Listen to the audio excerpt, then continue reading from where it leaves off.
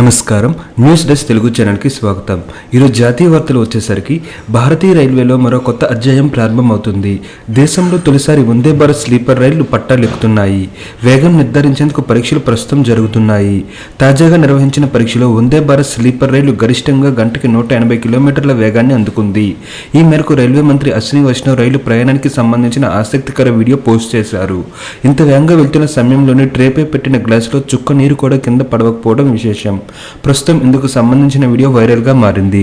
రాజస్థాన్లో కోటా నుంచి లబాన్ స్టేషన్ల మధ్య 180 కిలోమీటర్లు గంటకి వేగంతో దూసుకెళ్లింది. ఆ సమయంలోని రైలు మొత్తం ప్రయాణికులు వారి లగేజీ ఉంటే ఎంత మేర బరువు ఉంటుందో అదే స్థాయిలో సమం చేసేలా బరువు రైల్లో ఉంచారు. విభిన్నమైన ట్రాక్ పరిస్థితుల్లో దీనిని పరీక్షించారు. మరిన్ని ట్రాక్లపైన పరీక్షించాల్సి ఉందని అధికారులు వెల్లడించారు.